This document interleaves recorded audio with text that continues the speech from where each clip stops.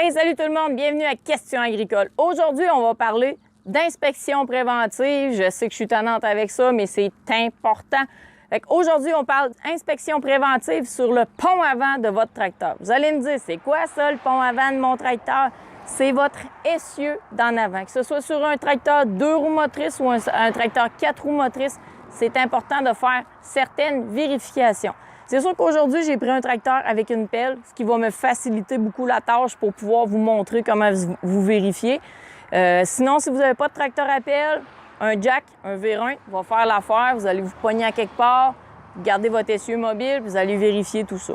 Première vérification qu'on a à faire, est-ce que ça coule à quelque part?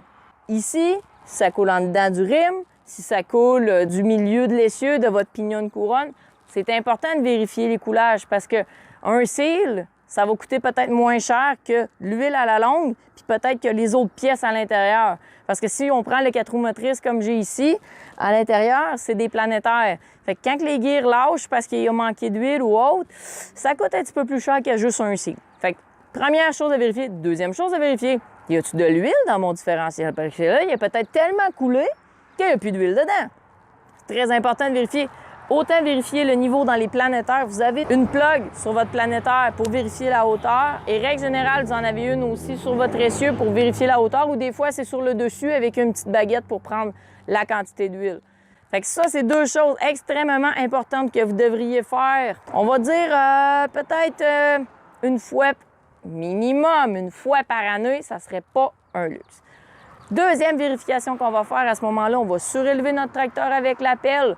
On va vérifier l'état de nos roues. Que ce soit un 2 roues motrices ou un 4 roues motrices, si on pogne la roue, qu'on la shake comme ça puis qu'elle bouge, c'est pas bon. Dites-vous bien ça. Fait que 2 roues motrices, c'est facile, vous avez 2 bearings à changer. 4 roues motrices, c'est un petit peu plus compliqué. Majorité des tracteurs en haut de 60 forces fonctionnent avec ce qu'on appelle, dans le jargon, des kingpins. Alors, une pin en haut, une pin en bas, 2 bearings montés là-dessus, c'est ce qui fait que votre roue va pivoter.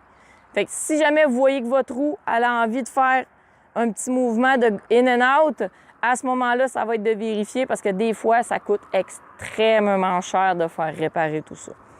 Autre vérification qu'on va faire aussi, tant que notre tracteur est surélevé, on va aller vérifier notre pivot central. Pivot central, ça le dit, au centre de votre essieu.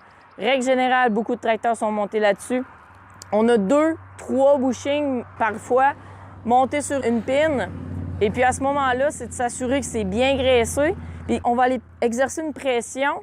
Ça va imiter un peu le mouvement quand on pogne une roulière ou autre, un trou. Ça, c'est de vérifier si ça bouge bien juste avec vos mains. Si ça bouge bien avec vos mains, en principe, il n'y a pas de problème. Si vous sentez que c'est rough et que ça a envie de jammer, malheureusement, ça serait peut-être pas mauvais de démancher ça puis de vérifier. Autre chose aussi, il ne faut pas que votre essieu pivote de l'avant vers l'arrière. Vous allez me dire, voyons, ça se peut pas. Oui, ça se peut.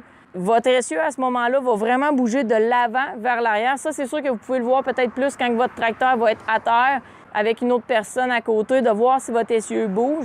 Parce que malheureusement, ça, trop souvent, on voit des réparations là-dessus que votre arbre de la pignon de couronne en dessous, pour donner le commandement à votre essieu d'en avant, on va dire ce qui est le différentiel avant, va être mangé parce que, vu que ça l'a avancé, la douille, elle marchait juste sur le bout des splines. Fait qu'à ce moment-là, ça fait un bris encore là.